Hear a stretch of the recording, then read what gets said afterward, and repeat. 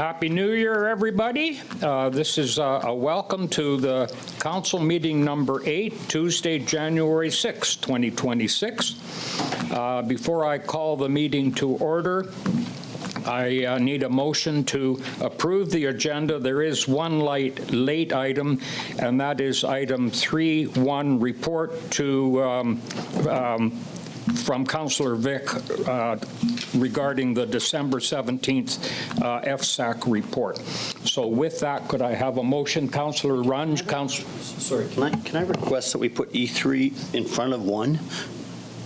Oh, yes, of course. Just yes. Otherwise it's kind of backwards anyway. You're absolutely right. Thank you. So it's actually number 1, and then the other 2 are number 2 and 3 accordingly. Thank you for that. I actually had that written down. I can't even read my own writing. So I have it moved by, so I'm taking your motion then, Councillor Runge, as a motion, and Councillor McKelvey as a seconder. Are we all in favor? Opposed? Carried. Okay, so we have, we're not adopting any minutes. We have no presentations, no items arising from previous special closed meetings. We move right now to reports from committee and council and staff.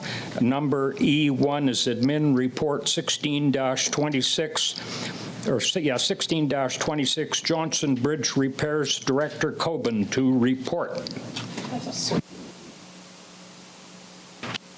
Sorry. I'm sorry, what did I? Oh, two things. I did it again. We have to approve. We have to approve it first. Yeah. I don't think we approved it yet, and then we can go to. So now we're going to go to report. I don't have a report number here, but this is a report to council from Councillor Mitch Vick regarding FSAC on December 17th. Sorry about that. Thank you, Mr. Mayor. I'm sorry to confuse the agenda a little bit. I guess, yeah, the reason I wanted to bring this report a week early or 2 weeks early is a bulk of this, my report has to do with the thrust of this meeting tonight, so I didn't want to have a redundant report in 2 weeks' time. So yeah, this finance report has to do with our committee meeting that we held on December 17th. We addressed several topics. The first one was regarding fleet policy. And I know council's had some preliminary discussion on fleet policy and perhaps entertaining changing some of the fleet policy. So staff definitely did some research on our policy. They compared it with industry standards. They discussed fleet policy with other managers in other jurisdictions, and they reviewed our own equipment costs. And after very thorough deliberation, staff are recommending that we do not materially change our fleet policy, with one caveat where embedded in the policy, it's going to be written that staff have they can use their own judgment when it comes to the replacement of certain vehicles, and staff can exercise that free will, I guess, when it comes to certain replacements. So this policy will be coming at a future council meeting on February 13th, so about a week from now. So council can look forward to the detailed report then. So my recommendation is for reference only. Next, we talked about capital projects that are requiring early approval. Obviously, the thrust of that discussion was to do with what we're talking about tonight, the Johnston Bridge, so I'm not going to belabor that. We moved into the finance department update. As I reported approximately a month ago, finance is looking at insurance costs for the coming year, and we're also looking for calls for proposals for insurance quotes. It was reported by Kerry that it's expected that these costs are going to increase for 2026, largely due to our open claim we have with Sprout Kitchen. So that's a little unfortunate, but we do need to let that process work its way through.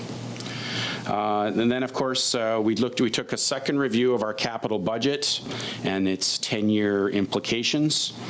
And again, what loomed large in that discussion was the Johnston Bridge replacement project, which again we'll be talking about thoroughly in a few seconds, so I won't belabor that. And then we move to a review of our legislative community support budget. And the committee, these budgeted amounts have tracked similarly since 2022 and contain support for groups such as Baker Creek Enhancement Society, Cornell Search and Rescue, North Caribou Highway Rescue, and the North Caribou Seniors Council. And typically, we do a deep dive on support for groups when a new council is elected. So that will be happening next year. And then we talked about our budget survey. We'll be actually discussing that in more detail tomorrow. And of course, if there's any feedback from council on some additions to our yearly survey, we would love to hear from you. And that pretty much sums up our meeting. And obviously, the recommendation regarding fleet policy is for reference, and it's pending our report on the 13th. And the capital projects requiring early approval is for reference only, pending our discussion in a few moments here. And with that, that's the end of my report, and I'll take any questions. Thank you. Okay, floor is open to questions. Councillor Rudenberg. Thank you. I was briefly discussing this with Councillor Vic around the budget survey. Did I miss an opportunity to provide feedback on that? Sorry. I actually only sent it out to the FSAC committee. The FSAC committee is normally the one that provides the input to it. Okay. I can send it out to council right now, but we would need your input in the next day or two because we're going to have to get it out soon. Gotcha. Thank you. I'd appreciate that. Will do. Thank you. My apologies. I should have caught that, Councillor Rudenberg, before. Anyone else? Just a little point here. Councillor Vic, you mentioned that this was going to the February 13th council meeting. It's the January, just for the record, it is the January 13th council meeting. So there's no resolutions called for. Mr. Mayor, we have another question over here. I'm sorry, I didn't see your hand there, Councillor Elliott. Yeah, everything's good. Thank you. Thanks for the report, Mitch. And just for a little bit of clarity, we did have a lot of talk on the flexibility of the fleet policy, and it was mainly to do with not feeling obligated to change a vehicle in 10 years necessarily if it's not needed. So that's what it was about. It's not so much doing it earlier. Yeah, I think I got my point across. Thank you. Okay, anyone else before we move on to item number 2? And here we go. So to repeat myself, this is Admin Report 16/26, Johnston Bridge Repairs Director Cobin to report. Thank you, Mr. Mayor. The purpose of this report is to update council on the Johnston Bridge status, including the updated current cost repair estimate, and to gain approval from council to proceed with the project based upon the information that's available. So going back a little bit of a timeline, bridge analysis back in 2018 identified some deficiencies with the Johnston Bridge, and that resulted for a temporary bridge closure back in October of 2018, pending further evaluation. The bridge, it later reopened to 2-lane traffic with a rate restriction of 10,000 kilograms, and that remains in effect to this day. So we're going on about in the 8th year of that restriction. But following the initial restrictions, the city, we developed an improved protocols for inspection. Since that time, we've undertaken peer protection works, close proximity inspection protocols, and upgraded cleaning program to mitigate further corrosion and deterioration. There's been a survey done of the river bottom. There's scours assessments to ensure the integrity of the existing bridge piers, as well as a full geotechnical assessment of the foundation capacity of the bridge piers. Another detailed inspection occurred back in 2020 and identified a number of repair options from the initial report. Subsequently, every inspection that's been completed has identified further deterioration and further corrosion. In May of 2021, the city requested that the telecommunications companies, TELUS and Rogers, remove their infrastructure from the bridge, as it was these utilities were inhibiting inspections and began creating additional unknown corrosion concerns that we couldn't identify. The ducting uncovered important components of the bridge, making it really tough to visually inspect. Back in 2023, the city received a $6 million grant towards the bridge repair project from the Strategic Priorities Fund of the Canada Community Building Fund. In 2024, there were some temporary localized repairs undertaken to repair some of the stiffeners at the north end of the bridge in order to allow it to remain open with the weight restriction. This occurred while the water main project under the CN rail tracks, which had the bridge closed anyway, it occurred at the same time as that. In 2024, TELUS, they constructed an overhead crossing of the Quesnel River, poles and line, immediately downstream of the bridge to facilitate relocation of their telecommunications equipment permanently. Finally, in 2025, TELUS and Rogers removed their infrastructure, their active fiber from the bridge, so the city was able to complete a comprehensive assessment of the bridge in the fall in order to prepare an updated engineering cost estimate for full bridge repairs. Additional findings back in fall this year was degraded pier cap protection and some of the abutment concrete, which weren't observed prior to the same extent previously. And then finally, at the end of October, all the remaining telecommunications cabling was removed and relocated to an aerial crossing. So back, previous inspections, 2018 to 2025, has reflected significant cost increases from prior estimates, mainly due to increased inflation, additional structural deterioration, occurring over the last number of years to keep the bridge remaining in service, and also enhanced inspections and the time overall it's taken to have a construction-ready project. The recent assessment, it also confirmed that other than the pilings and the deck, which are in good condition, the bridge is at its end of life. We've confirmed there's no longer an option to repair the bridge temporarily to keep it at a reduced weight limit from the original design for a long-term solution. A rebuild is now the only solution to provide long-term service for the city. So we'd be looking at a 30 to 50 year lifespan with a full repair. With a full repair, council would still retain the right to limit the allowable load capacity of the bridge for everyday usage. Heavier traffic has shown to accelerate deterioration to the components of the bridge. Current estimate of an entirely new bridge is in the $40 to $50 million range. Repair and rebuild estimate is $15 million for 2026 construction, with $6 million of that amount funded through the Canada Community Building Fund. This existing grant, it's approved until 2027, which means the city must proceed with and complete the project prior to the end of 2027 or risk losing the approved grant funding.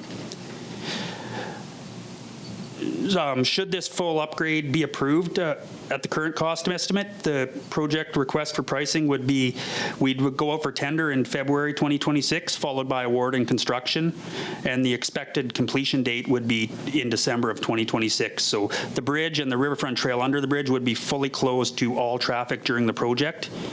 And of course, we would have to have an appropriately communicated strategy to the community in advance of the project to mitigate the traffic flow and business impacts. And at this time, there's no recommendation. That will be covered off in the full recommendation will cover off in the early approvals next report. Okay, thank you for that.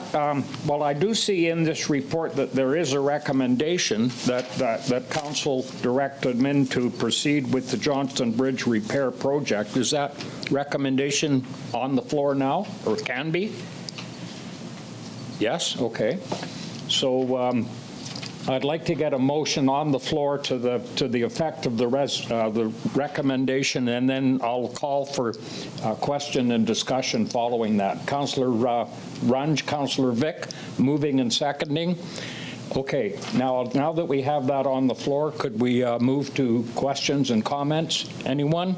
I'm sure there's going to be somebody here. Wow. Councillor Vic. Thank you, Mr. Mayor. And thank you, Director Cobin. This has been a very long journey with this bridge, and I believe you've clearly articulated the the situation we're in and the urgent situation, or the urgent condition that that we need to address here. And I know there'll be other questions from council. I guess one question I have, one component of our long journey here since 2018, part of it involved third-party infrastructure, and that infrastructure needing to be removed so we could properly assess the condition of components of the bridge. And I'm sure other councillors will recall that one of those third-party infrastructure providers took a very long time to address their infrastructure. And I guess so my question would be, knowing how inflation has been so devastating to the increasing costs of this bridge, what tools, and this question could be for the city manager as well, how better or how differently could we approach third-party infrastructure, telecommunications companies, for example, to really motivate them to understand our situation, to really lessen our risk of inflation in this situation? Because it took, unless I'm incorrect, it was more than a year, 2 years. So I guess that's my question. Yeah, I'm going to go to city manager for that, if I can. Whichever staff member feels. I'm happy to provide my opinion, but I don't want to jump in front of Chris, because Chris is the one that was dealing with it. So do you want to go first, and then I can follow up? Yeah, it definitely was a challenge in this process to have them remove their infrastructure from the bridge. What has changed since? I mean, the bridge is old. So, you know, when that infrastructure was originally installed, there was no formal agreement in place. So that didn't bode well for the city. The second piece, with them moving their infrastructure to an aerial crossing over the Quesnel River, was for their permitting aspect. So whether an aerial crossing, pertains, you have to go through a different set of permits and processes as far as the Navigable Waters Act and getting approval for that. And of course, then they're private business, so with their contracts that they have with their customers, they have service limitations. So those were all the challenges that we had to work through to get them, and it was slow. It was definitely challenging. I don't know if that provides a real adequate answer, but those are some of the roadblocks we faced during that move. Yeah, I think to build on that, my experience working with telecommunications companies, I mean, they've got so much infrastructure over such a massive geography and communities that are constantly poking them and user groups to prioritize things. Their challenge on their side is, what do you prioritize, where and when, and then what items are handled by their staff versus external contractors, as Chris is saying. So I do sympathize with their challenges, but in order to navigate through that, often what you have to do is really position yourself to get to the top of that list around the priority. So you really have to articulate the urgency of the issue to the right person. What we found in my experience this year was we had to elevate it a few times and go through different communication channels in order to get one of the telecommunications providers moving on it. The other one, I think, moved, we found out afterwards, and then they moved relatively quickly. And it was almost at the point where we as staff were going to come to council and ask council to step in and go public with it to provide that level of pressure. Fortunately, we didn't have to do that, but that would be your next step. I think Chris brings up a good point. In some of these historical situations in the community where you don't have a formalized agreement, your hands are kind of tied behind your back because you don't have anything legal that you can point to that actually would trigger them on their side to say, oh, wow, we need to move. And so from us going forward, that's really where we have to button things down and make sure that all those pieces are in order so that we actually have the appropriate documentation and agreements in place so that we can hold these companies' feet to the fire. And again, it's not meant to throw them under the bus or criticize them. And my engagement with the telecom was always positive. It's just recognizing that they're a private company, they're gargantuan, and their number of issues far exceed our number of issues. And so it becomes a question of how do you get on their radar? How do you get on their radar within a reasonable amount of time? And where do we as staff say, yeah, this isn't going as fast as we want. We need to be employing the support of council in order to actually move things along.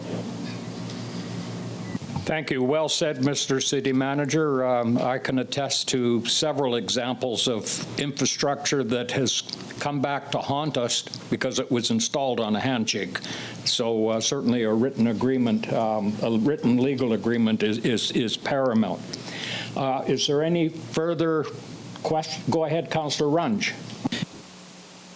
Yes, thank you, and thanks for the report. And you know what, it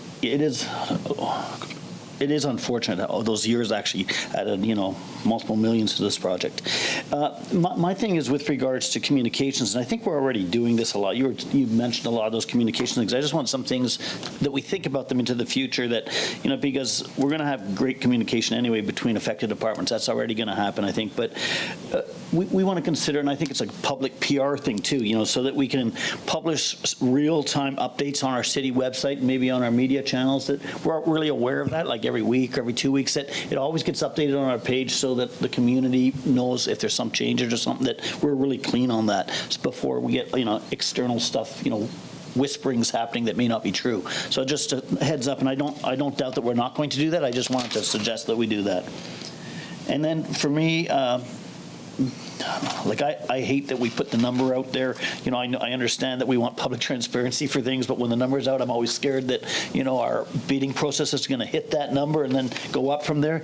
So I asked this question before to Joel, so I kind of have an understanding, but I want to make it a little public with regards to if we have something that's not there, do we have enough funds actually in all our accounts? Because we're going to be using a lot of our funds in our reserve accounts. Do we have enough of a buffer, or is this going to just be pushing a major tax increase going forward? So we're funding this through grants and reserves. They're already there. So at this point, we're good. I think Chris has built a fair amount of contingency into this so that we're safe, hopefully. But if there is some overages, we still have some reserves available that we would use. Yeah. But let's not advertise that too widely. So, all right. So go ahead, Councillor Rudenberg. So in regards to that last comment, and I get it too. I often wonder why we put the numbers out there, but I know that we have staff that will know if somebody's trying to gouge the process. So I'd like to put some emphasis on the fact that staff are going to go, what do you mean you're $20 million over and above the next bid, right? So I'd like to have some comfort in that. And it's funny, not funny, I had put down here future projects when we talked about those formal agreements, and we know there's a potential for a future project that's fairly large, so maybe at some point in time when it's, staff have some downtime, we should look at the proponents or the services that go underneath, if they do go underneath the bridge that goes over the Fraser on the other side, in case that project happens. Thanks. Thank you. I can recall back to when that bridge was handed to us from the provincial government for the sum of $1. That's probably the most expensive dollar that we've ever encountered, because when it comes right down to it, that bridge and also the Moffat Bridge, they should be regional bridges. It's not just municipal bridges. It's too bad that we get saddled with this stuff, but it's just a fact of life. I meant the Quesnel River too, by the way. Not the Fraser. I meant the Quesnel. That's the next project. Okay. Thanks. One thing before we go to the recommendation, to vote on the recommendation, I'd just like to, and I know that staff will look after this, it's going to be a very lengthy closure, complete closure of that bridge. And the earlier that we can get the signage on the bridge in bold letters that says that this bridge is going to be closed from such and such to such and such, the better. Because I know the feedback that we're going to get is, people are saying, well, how did I know about it? Well, I think signage right there on the bridge would be the ticket. Is there any further discussion on this before we vote on this? Go ahead, Councillor Rudenberg. Thank you. It goes back to another comment around the use of our webpage, city webpage, to update them as the project is going on. And I know we've talked about how we drive traffic to our webpage. I think it's also a good idea to start preemptively trying to drive traffic there, talking about the project, why the project is important, why it's happening, what the circumstances are, just so that people start getting used to going there instead of all of a sudden when they show up at the bridge one day and go, oh my God, what's going on, and then have to run to the webpage and find out what's happening. So somehow trying to do that preemptive engagement with the community so they get what's going to be happening, not as soon as it hits them in the face. Well, I think we're all on the same page on that. So are we ready for this momentous resolution? Are we all in favor? Opposed? Unanimous? Thank you, and well done, staff. And let's move ahead with that one.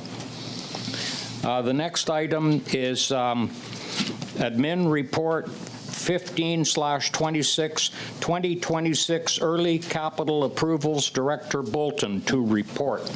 Thank you. The purpose of this report is to request early approval for capital projects in 2026 that need to start right away. This will give the Financial Sustainability and Audit Committee and Council more time to review the full capital plan and determine the final approved capital plan in late January, early February.